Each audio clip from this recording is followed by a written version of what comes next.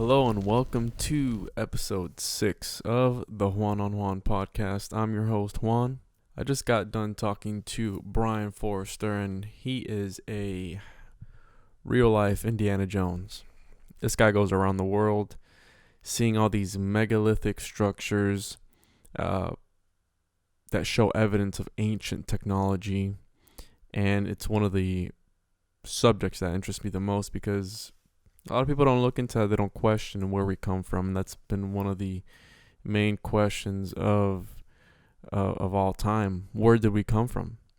And we're left with all these pieces of the puzzle that we have to, in essence, put together.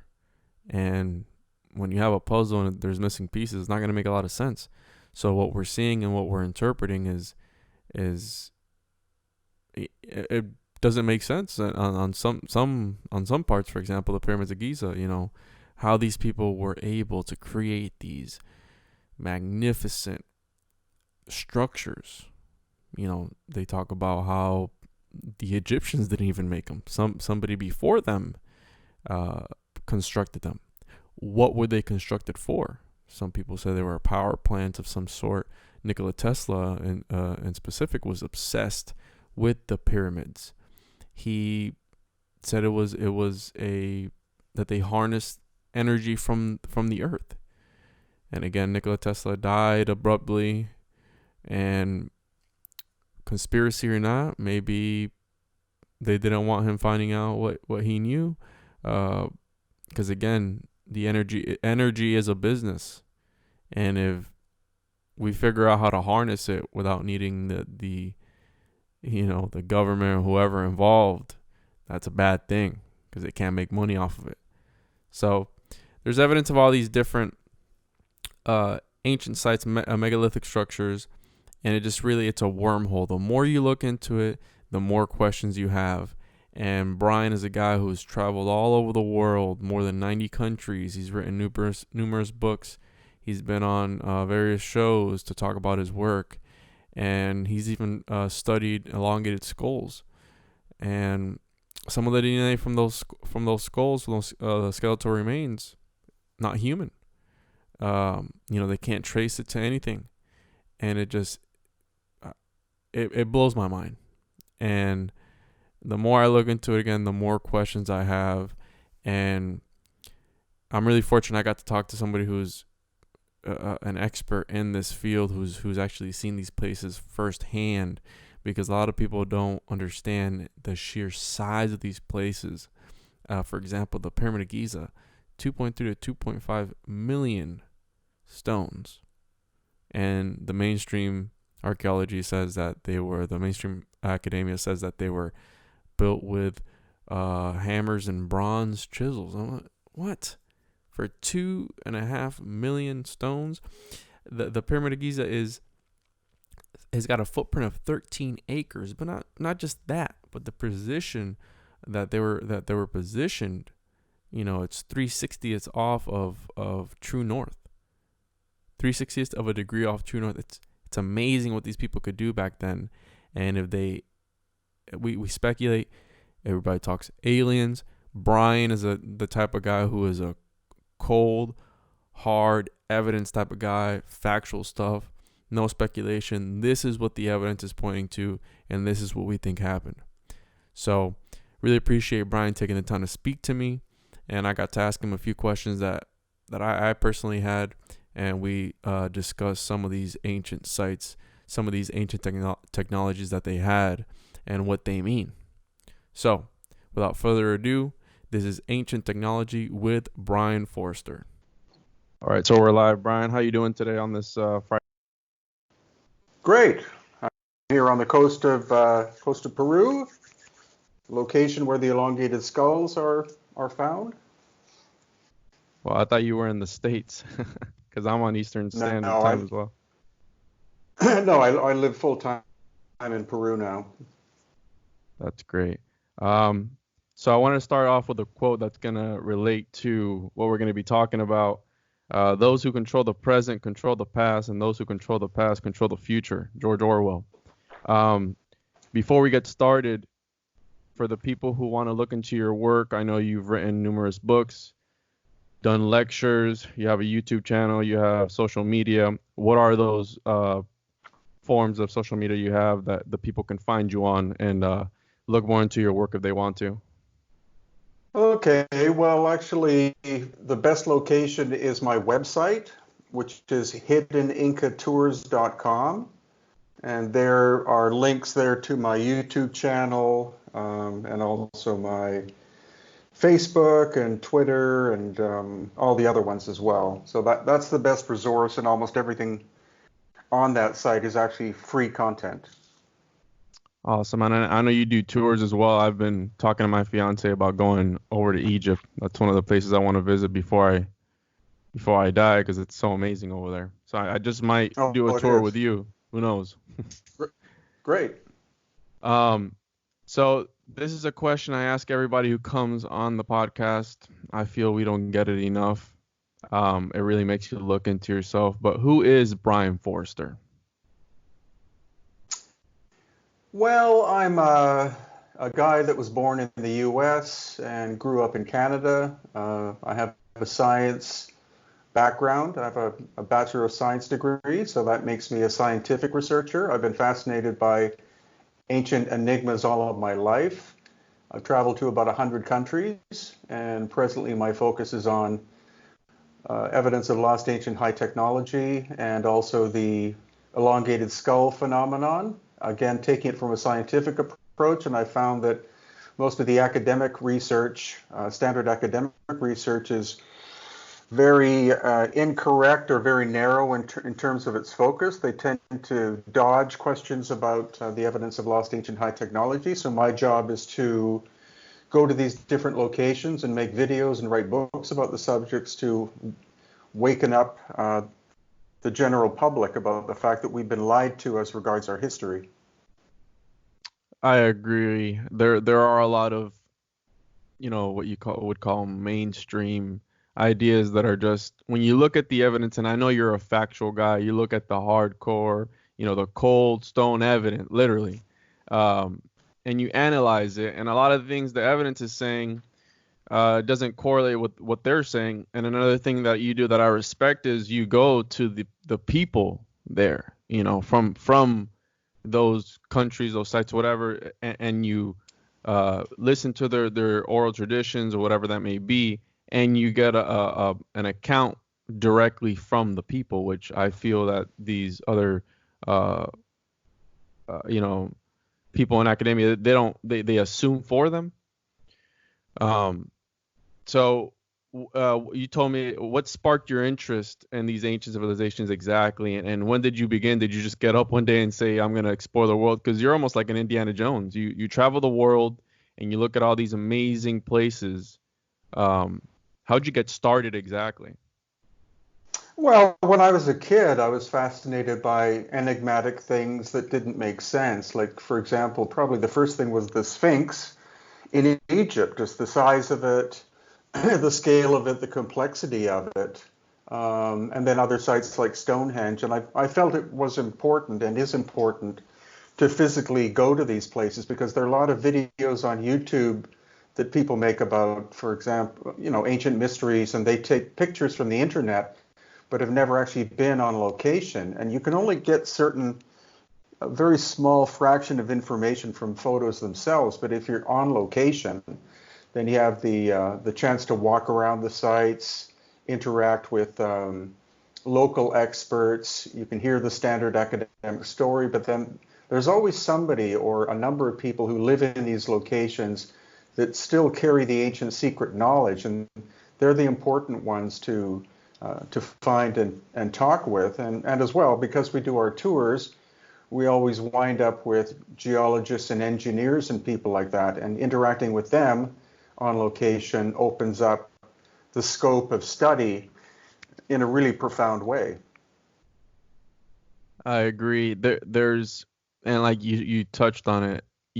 I don't believe people understand just the size of these places. One of my favorite videos that you have is you're standing in front of the Pyramid of Giza and you're looking at some of the tool markings on some of the stones, and you pan out and you're just like a little ant in front of that pyramid. And I don't, there's 2.3 to 2.5 million stones on that pyramid. It's like, it's amazing. And people don't question this. It's like, why did they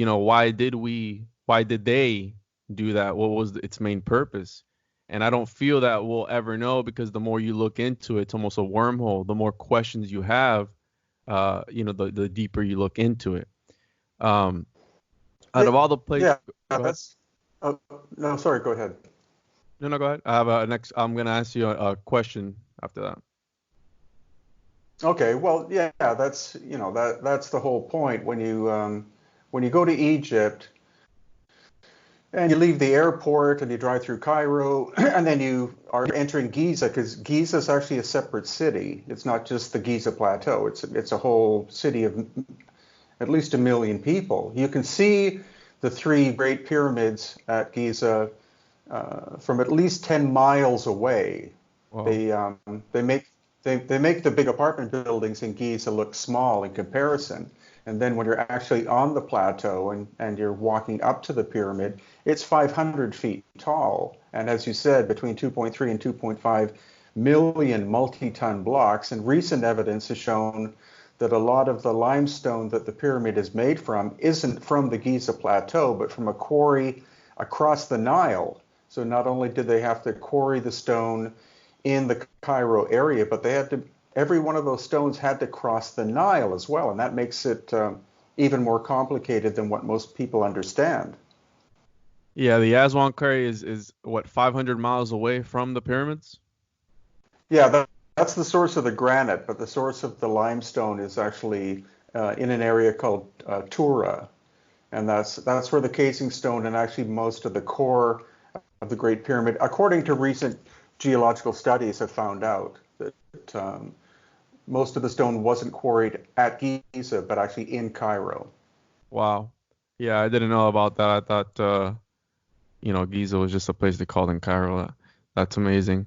Um, but yeah, just and not only that, but I have a background in CNC, and I know about feeds and speeds, and I know about precision when it comes to working with metals and what it takes, but with computers.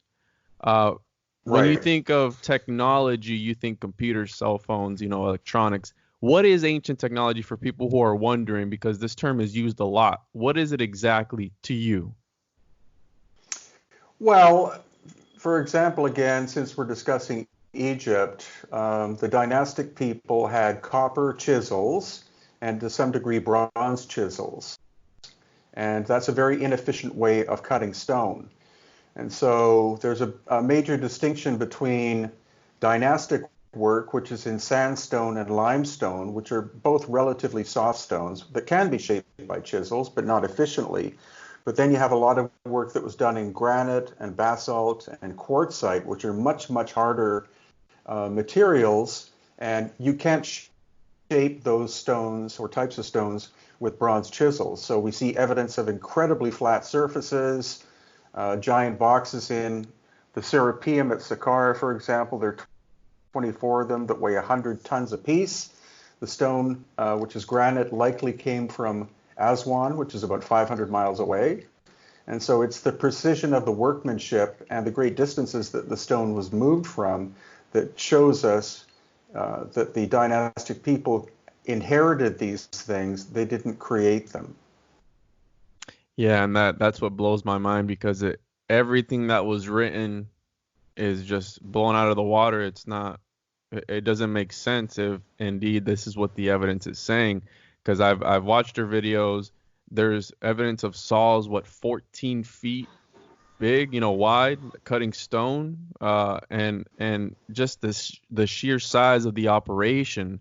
And I wish that I could go back in time and go and visit the pyramids when they were, when they had that new pyramid smell in them, and just, when they were just freshly done, to see what they were really built for. And what people don't realize is it's not just, it's got a footprint of 13 acres. 13 acres is massive. Uh, it's the precision and the alignments of everything. This is a work. This is a work of art, and they got it right the first time around. And not only that, but the top of the pyramid is amazing, but people don't see the sheer the amazing feats that they did underground as well. You know, there's a system of tunnels underground, which is also a big feat for those people, and again another amazing piece of work.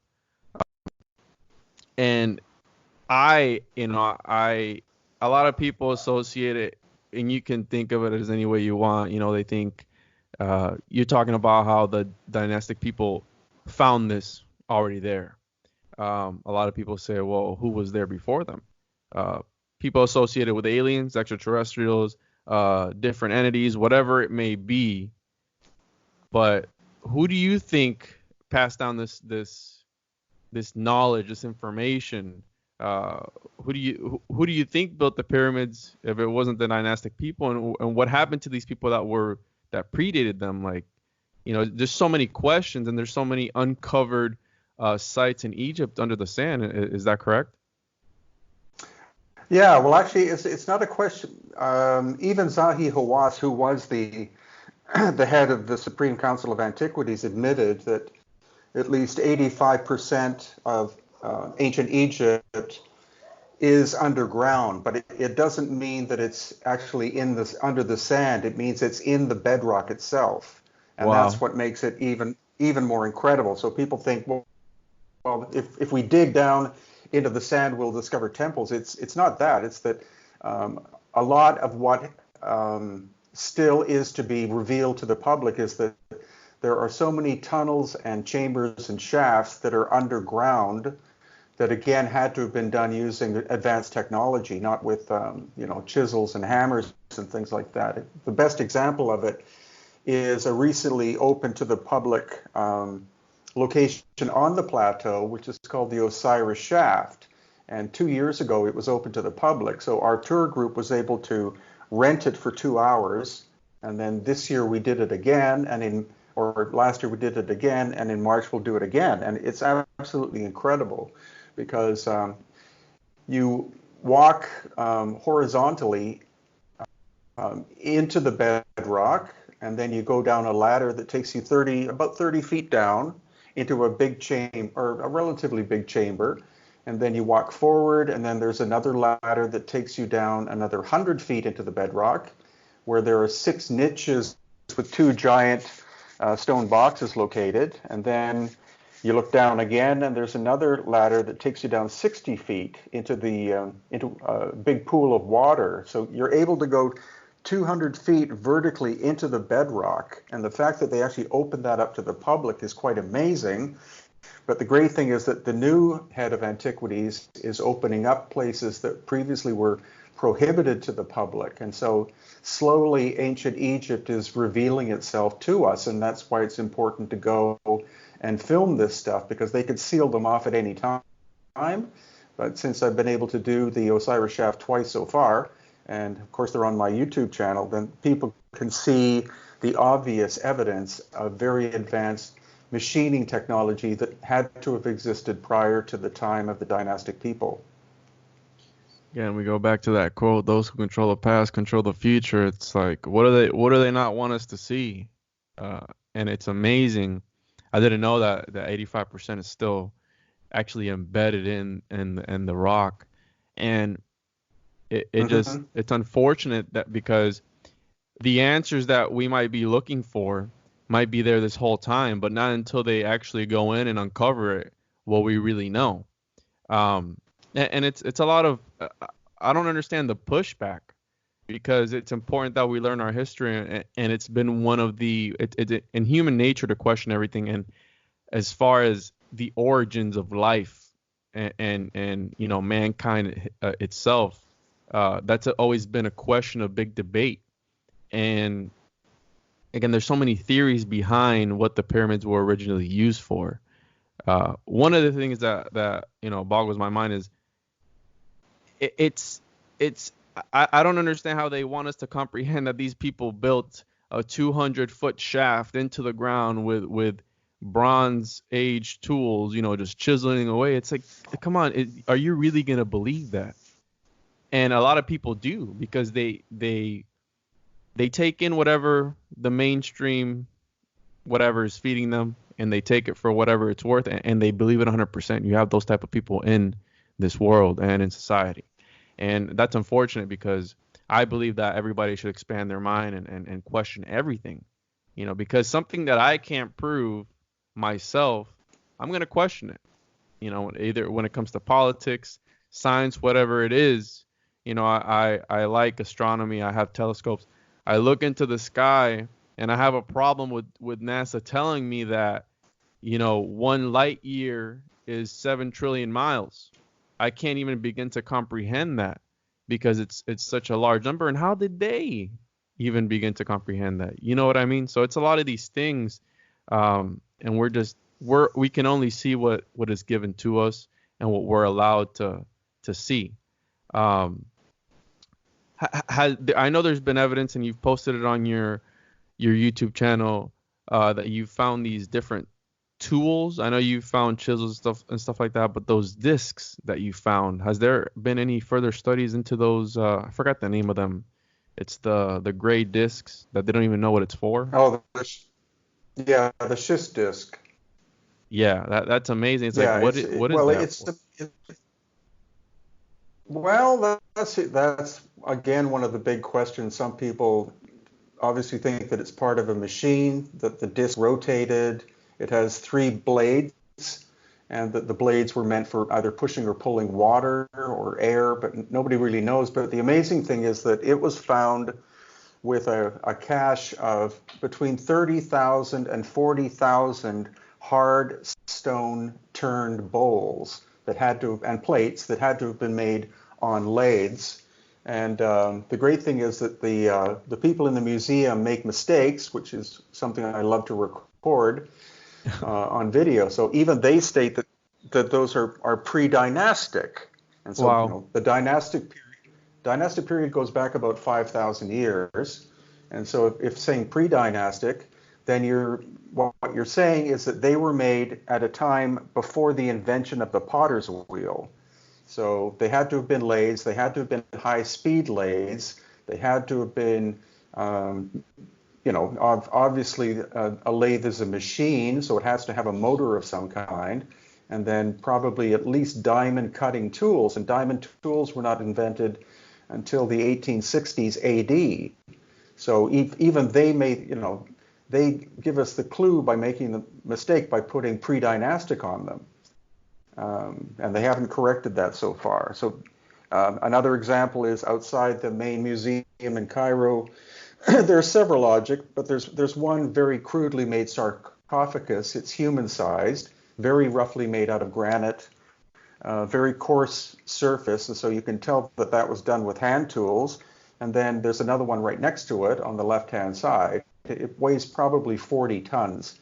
Very, very large. The lid and the box are made from the same piece of granite, and the precision of the surfaces is super flat. They list that as being older than the simpler one on the right-hand side. So again, it's a mistake they make, and that's something that I love catching them on. And I've seen some of your videos where some of the statues, it looks almost like milling marks, spaced out evenly. And again, the curvature, everything is so smoothly. It's like, did they really have something that we don't know about today? And just the sheer size of these obelisks or whatever that you find, these stones, it's hundreds and hundreds of tons, 80 tons, 100 tons, 200 tons, whatever it is.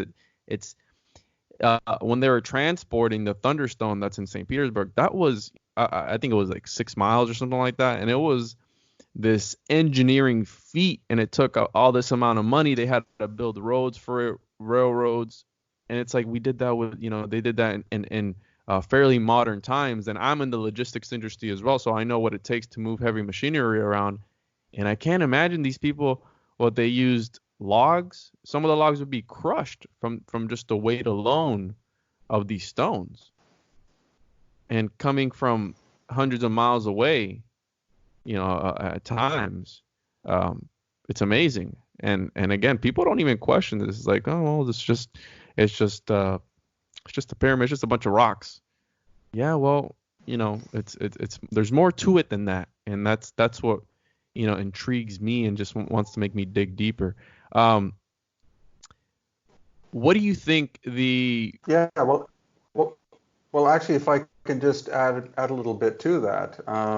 Another example are what are called the Colossi of Memnon, located near Luxor, which is kind of central Egypt.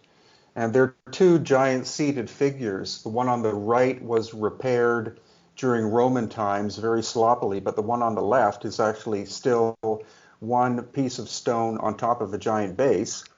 And the seated figure on the left-hand side weighs about 720 tons. The quarry is 400 miles away. And as you said, you asked, well, how did they transport this stone 400 miles? And they say, well, they built a raft. It's like, out of what? Out of cedars of Lebanon. Well, that's getting wood from 1,000 miles away. All of it, all you have to do is ask very simple questions, and they always have to have an answer, but the answer is almost always comical because they can't explain it. Another example is again the question of how would they shape granite with bronze chisels? And Chris Dunn, who's a master machinist, he was the first one to basically catch in with this stuff, because being a machinist and working with CNC machines and lasers and things like that, he about 10, 15 years ago, he was on a number of different TV shows, and he brought with him a bronze chisel and a piece of granite, and he would strike the piece of granite once with the bronze chisel, and it would automatically dent wow. the tooth at the front. And he said, okay, so how do you explain that? And when the Egyptologists found out about that, they said, well, they had a row of people sharpening the chisel, so they would have 1,000 chisels in a line for them to use. Again, it's a Come very on. comical answer to a very simple question.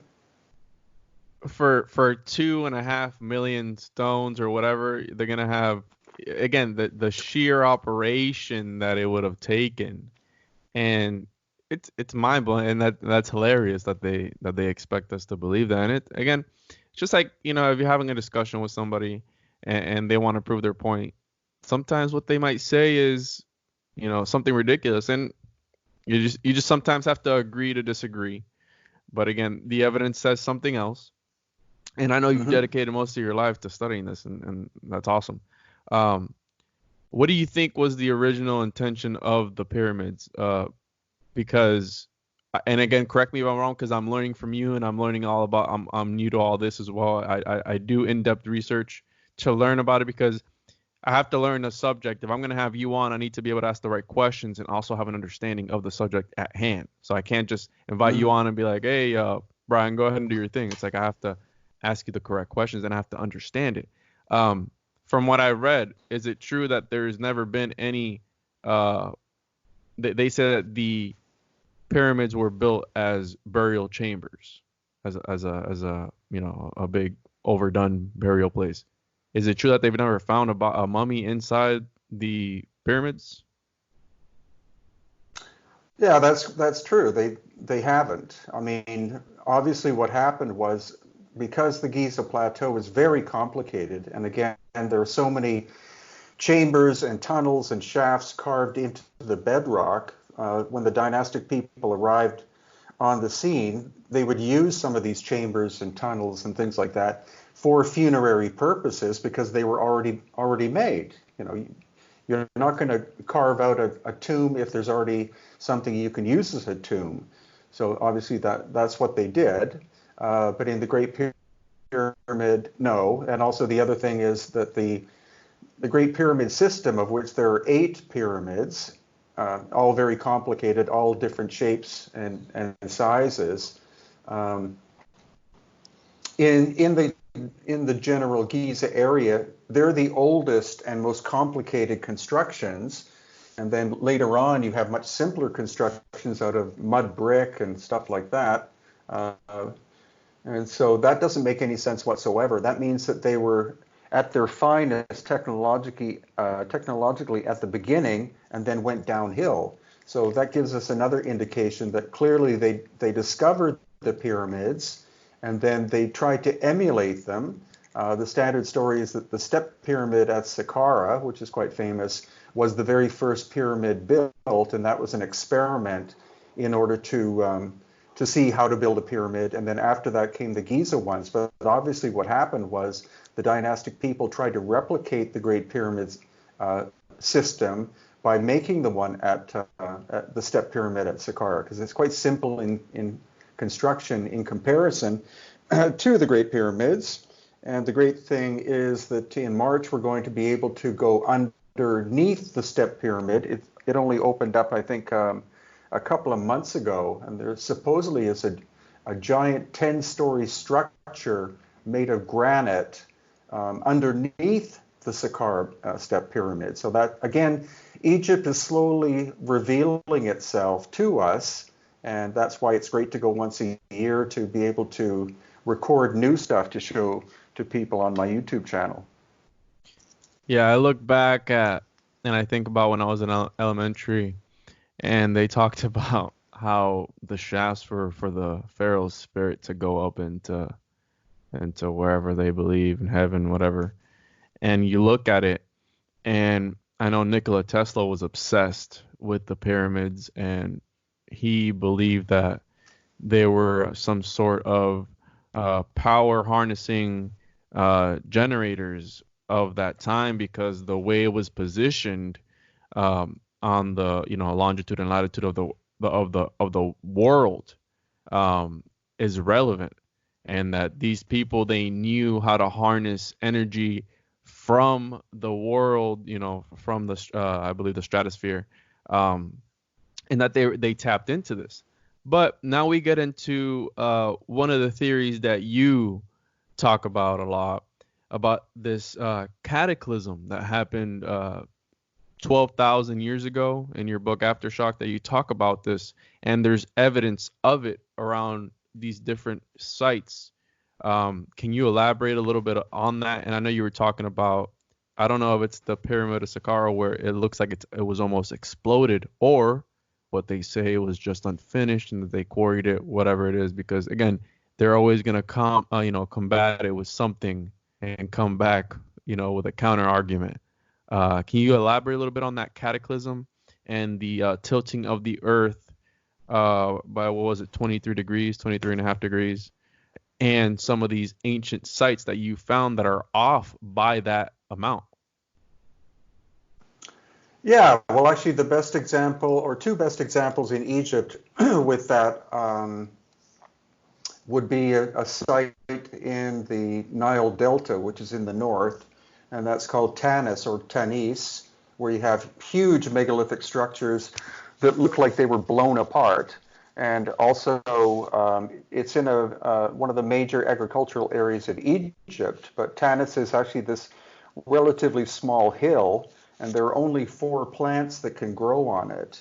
It's like the lunar surface, as if it's been scorched by massive heat. And then the other major site is around Karnak, and there the central causeway at Karnak, at all major sites around the world in general, central causeways are east-west or north-south or both, and they're in relatively perfect alignment with north, south, east, and west, but Karnak is about 23 degrees off. The same thing with the nearby Ramesseum as well. And so that obviously that wasn't a mistake in terms of construction orientation. It appears as if the axis of the Earth shifted. So we know that from around 12,800 to 11,700 years ago, there were a massive series of cataclysms that struck the Earth. There are different theories as to what happened. Some people think it was a comet or comets. Some people think it was asteroids. There are different theories about it, and that's why I wrote my book Aftershock. We also see evidence of intense heat scorching at Karnak, where the surface of especially the granite stone, has basically been burnt or blown off the surface, and that's not from wind and sand. That's from intense heat. and that's backed up by our geologist Susan, who comes with us on tour. We always have her on location to look at this stuff. So we also find some evidence of that in the highlands of Peru as well, ancient structures that supposedly are Inca, but are in fact pre-Inca, and they also show surfaces that appear to be melted or blown off. And so that's one of the major things I'm looking at is evidence of the melting of stone surfaces or destruction of stone surfaces that had to have been done by some sort of very intense heat. And so we think that happened during the time frame again of around 12,800 to 11,700 years ago. And with this theory and I believe it was you also showed those two, the one that you mentioned earlier, the ones outside of Luxor, the two seated figures that were also melted on one side. I think it was the back side showed that it was hit with something, and the front side was just fine. I think that's incredible. But not only that, you're talking about 12,000 years ago. This would put these structures there, which is almost twice the amount that the mainstream archaeologists say that these structures, that their age. Is that correct? Because you're saying dynastic. Basically, the basic theory is that civilization began somewhere around 6,000 years ago. So in Sumeria, in parts of India and China, before that it was all basically hunter-gatherers. But what we're seeing now, and the site in Turkey called Göbekli Tepe, which has been now carbon dated at around 11,500 years ago, which was a great shock to academia, that indicates that what we call civilization was actually a renaissance, that there were very advanced cultures more than 12,000 years ago, that the series of cataclysms happened, that the populations were basically wiped out, and then civilization had to reboot itself again. That's the basic theory. Theory we're looking at. And what you're referring to again are the two-seated figures, which are the colossi of Memnon, and that's very clear evidence of intense heat striking. Actually, the eastern, or the fronts of them, which face east, but also off by about 23 degrees, and then the sides of them are partially damaged, and then the backs of them are intense. So that tells us automatically that some sort of very intense heat came probably at sunrise.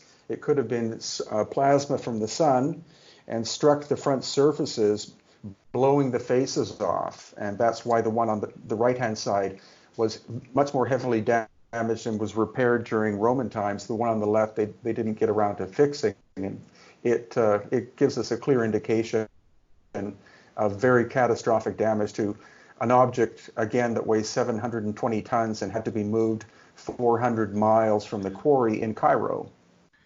720 tons. I don't think people can really comprehend that number. That's millions of, or is that millions of pounds? Close to it, right? It's a lot. It's a lot. Yeah, it's a lot. So you spoke about the Ramesseum. What do you think? And there's, I believe it's there. Correct me if I'm wrong. The hieroglyphs that depict helicopters, boats, something that looks like a spaceship. What do you think about that? Do you think those are fake? How they say, because that's the only spot that they find them in. What are your thoughts on that? Yeah, it is the only place you find them, and again, it's of course good to go on location and see them. And to me, one looks like a submarine, one looks like a helicopter, and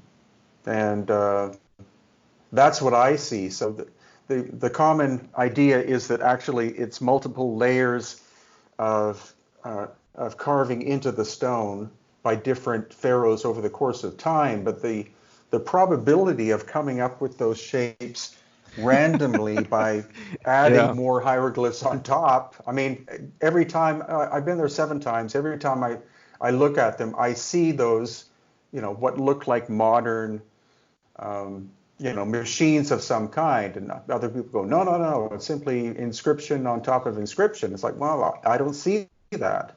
Yeah. Another point, yeah, well, and another point is, again, at the Ramesseum, we have the remains of what was once a 1,000-ton sculpture of a human made of one piece of stone. It's all blown to pieces now. The feet are off in one place, chunks of it are off somewhere else. The main head and the torso are lying on its side. And on the back side of that, again, we see heat scorching, but we also see really deeply carved hieroglyphics that when you put your fingers in and move down and around the carved in shape, that appears to have had to have been done by some kind of powered router of some kind. And so what that, it's going to sound weird, but what that indicates is that even the hieroglyphic system was not invented by the dynastic people, but was an inheritance from a much older civilization that invented a symbolic language that was likely far more complicated than the interpretations by the dynastic people. Because as well as I was saying about the 30,000 to 40,000 turned bowls and plates that were found at Saqqara, along with the schist discs, any hieroglyphics carved onto those surfaces are very simplistic and crude as compared to the manufacturing process that made those objects in the first place. So that again shows an inheritance of ancient, very sophisticated objects that were then etched, the surfaces were etched in by the dynastic people. It's like a recycling of much older objects. Wow. And we see this a lot in different, because I don't think people realize how many of these ancient sites there are around the world, and especially you who have actually gone around the world and seen all these different sites. You see that a lot, don't you? That you see that the original megalithic structures, and then the crude, poor craftsmanship, primitive, stones or blocks or mortar that they put at the top of it, the mud brick. Especially in one of the other places that interests me a lot is Machu Picchu. I think it's amazing, what these people could do. And again, I talk to my fiance about it all the time. Like, I'm watching your videos. I'm telling her about, hey, I got this guy to talk on. And again, it interests me so much because how did these people accomplish this? It's amazing. Out of all the places that you've been to, which is your favorite and why? Well, I can't say I have a favorite because that would, can't have one that's like can't have that favorite the most child. special, but no, you can't have a favorite child. But I would say if you were to give me, say, 4 places to go to, one would be Pumapunku and Tiwanaku in Bolivia, which is a very enigmatic ancient site.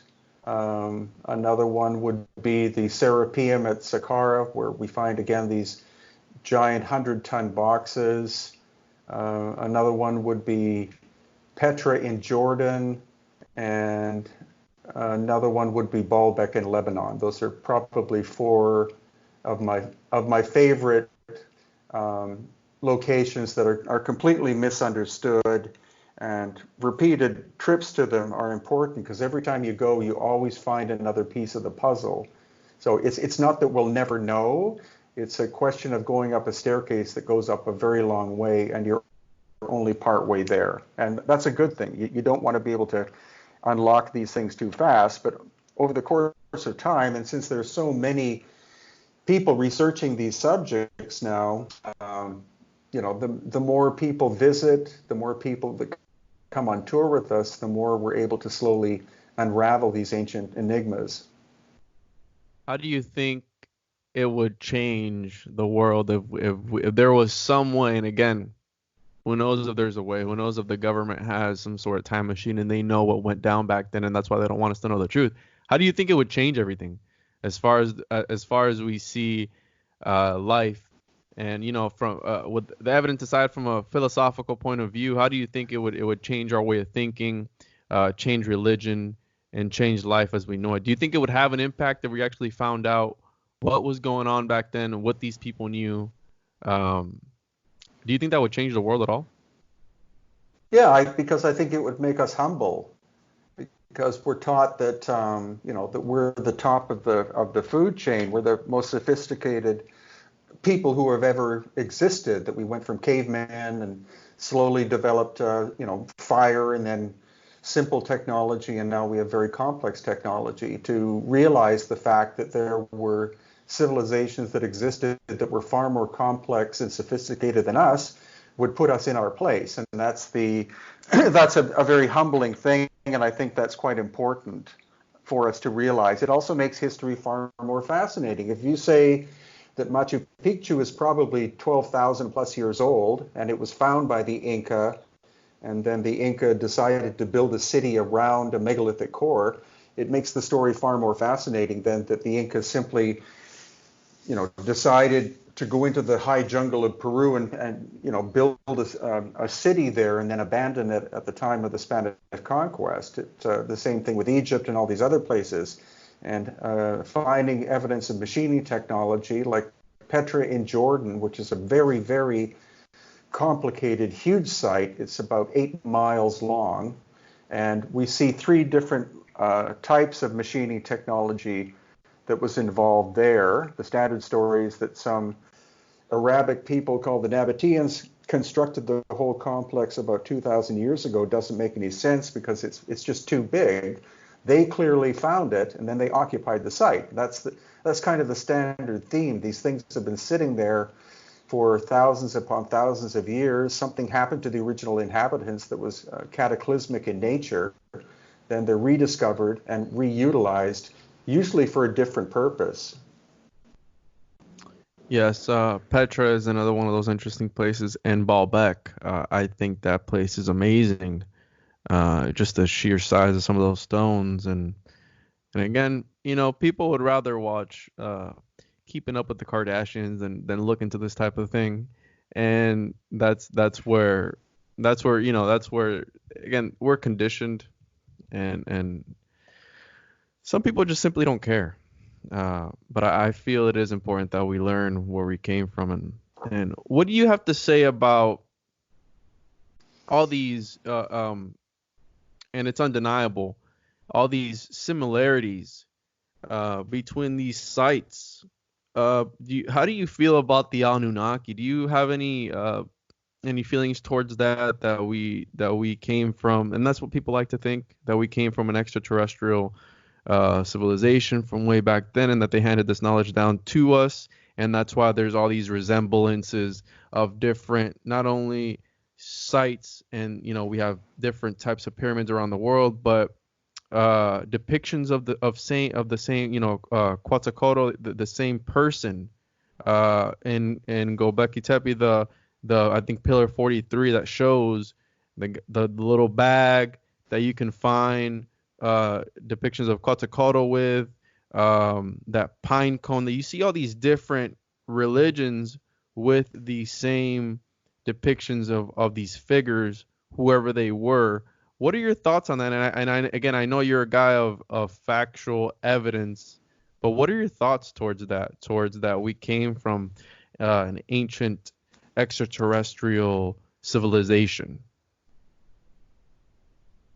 Well, I'm very much open to it because my background is in science, but also my major was in biology. So I had Darwinian evolution, shoved into my head on a daily basis. And looking at so-called evolution, there's no actual evidence, as far as I can tell, that we descend from apes and then went through different stages of human to become us. I can't see any obvious evidence of there being evolutionary change within the human being from apes to us. Most of that is speculation. So I'm open to the idea that we were seeded in the very distant past from somewhere else, and that's why we're such a confused species as well, and so destructive. We don't seem to actually fit in with the planet that well. So I'm definitely open to it. And you do have all of these different cultures that talk about ancient teachers of very sophisticated knowledge that come and teach arts and sciences to relatively primitive people. You find that in South America, you find that in all sorts of places. I haven't really gotten into the Anunnaki stuff yet. I'm kind of waiting for that. I haven't traveled too much in the Middle East yet, and that would be something that uh, I'm planning on doing in the future. But Anunnaki more or less means those who came from the heavens and mated with those of the earth. And so that's an aspect that I want to look at. There's been too much, again, speculation done by too many people about that subject, as far as I can tell. So that's something that I'm looking forward to. You hear, and it's a crazy story. They take these cuneiform tablets and they translate them. It's like I've read the cuneiform tablets and I got nowhere near what these people say that they read from them. And I know you talk about Pumapunku, and on there, I believe it's there. Correct me if I'm wrong. There's a statue of Quetzalcoatl with a beard, and you say that there's something. Those people in that part of the world, they don't grow beards. Or I was watching it on your lecture, I believe, of Pumapunku. Can you elaborate on that? Yeah, well, it's actually Viracocha or Viracocha. Wiracocha. Yeah.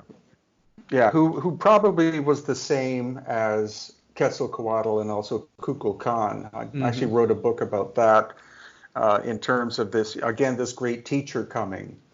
And so the basic story of Viracocha is that he comes from a distant land and he arrives in what is now called Bolivia and Peru, and he's a great teacher, and he travels to the northwest, and then he has a number of followers that come with him. It was probably the Viracochana probably wasn't just one teacher. And then they basically go to the northwest to the coast of Peru and Bolivia border and then disappear, saying that they will return one day. But the interesting thing is if you look on a map and follow the path, then that takes you straight into the area where Kukulkan and Quetzalcoatl existed. So it's quite likely that this group of ancient teachers were the same. It's just that they went into different lands and were named in the local language or dialect by the people that they discovered. Yeah, and and yes, they are. Yeah, they are portrayed as being tall, probably light skin, very foreign to the local people, had full beards, and that's not a characteristic of Amerindian people. And it was thousands of years.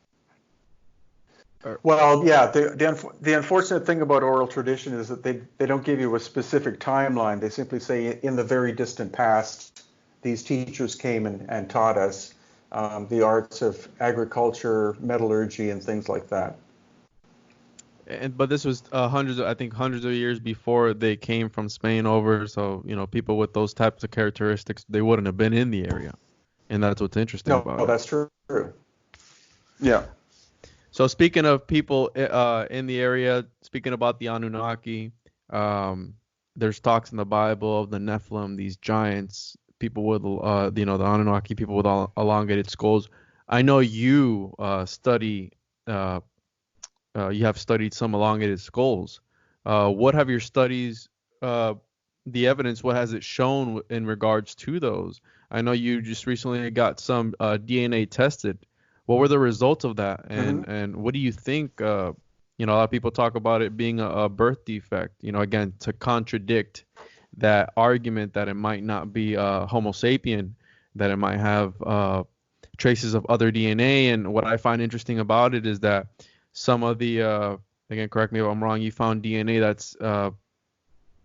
that's related to another part of the world, how those people came from that part of the world over to where it's at. But the people talk about that they've always been there. What are your findings with those elongated skulls? Well, it's a very complex ongoing subject, but yeah, the basic story is that you have different cultures around the world that where the nobility would alter the shape of their newborn babies to have a elongated shape.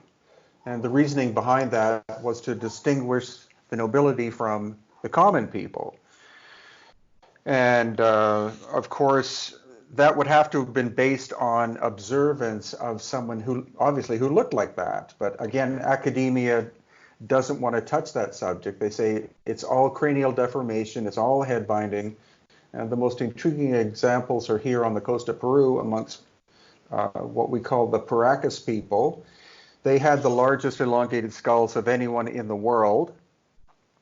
And the oldest ones are very natural in shape.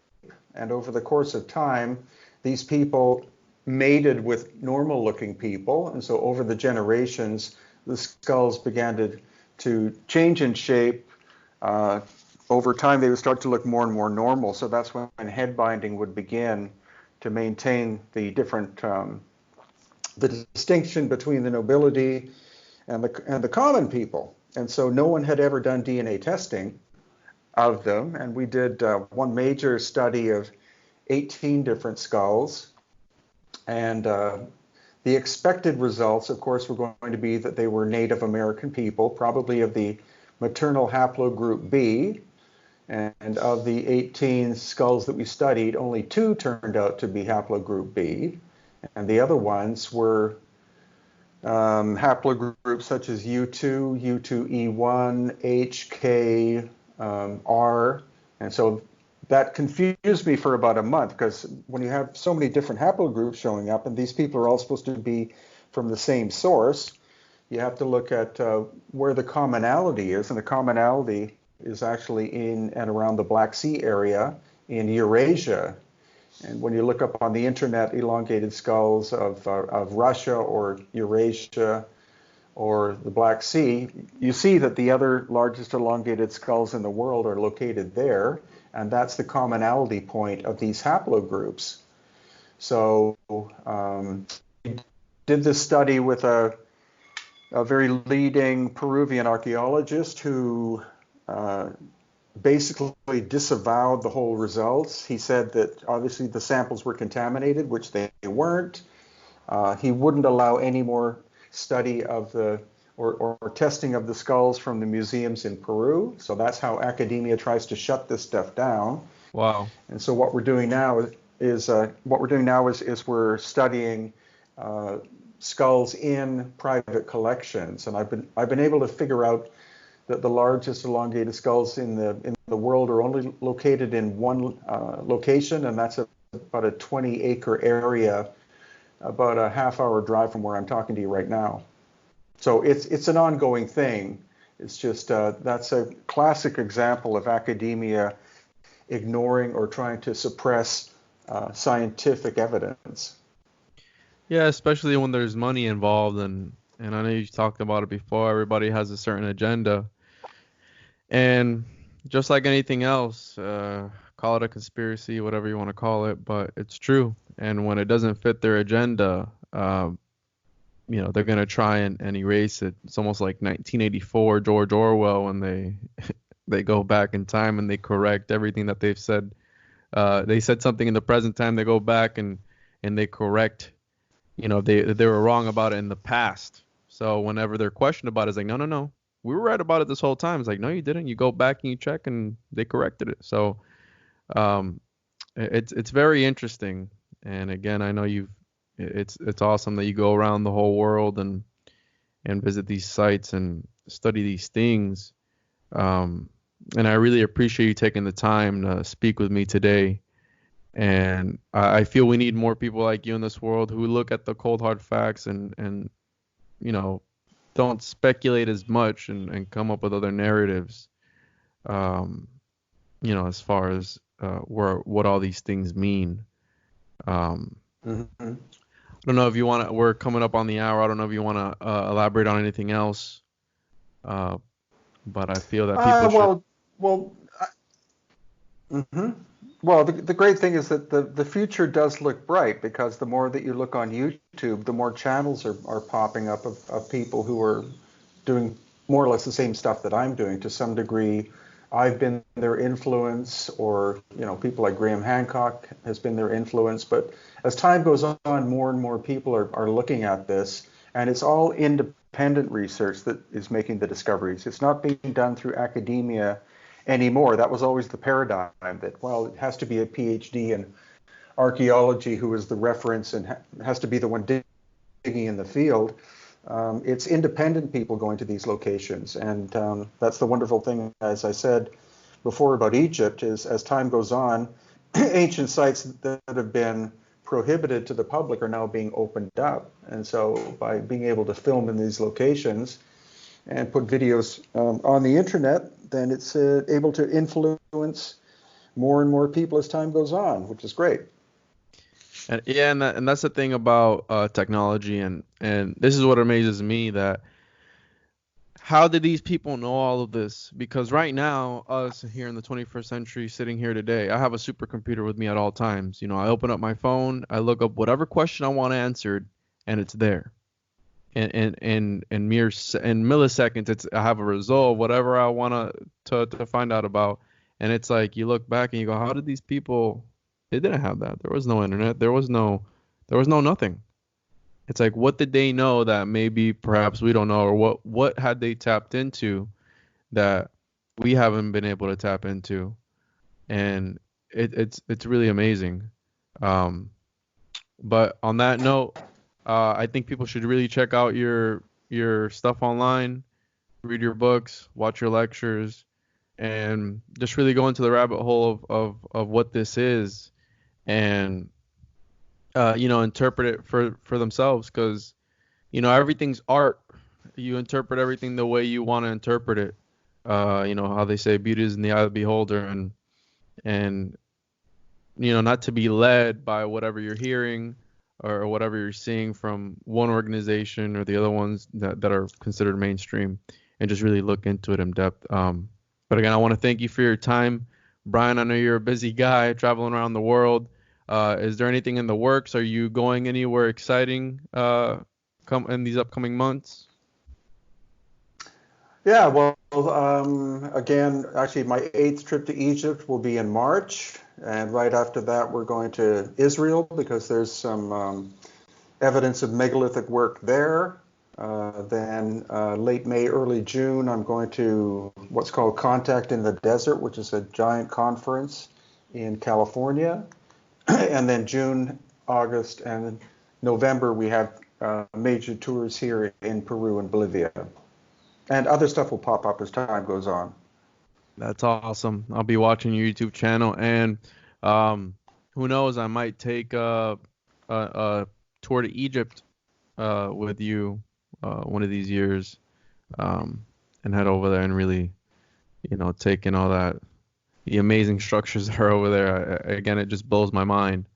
But with that said, thank you for your time, Brien.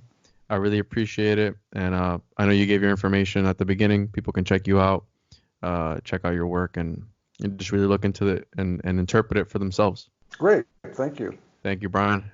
Well, there you have it. Thank you for sticking around this long. I really enjoyed this conversation, and I was looking forward to it all week. Follow us on social media at the Juan on Juan Podcast.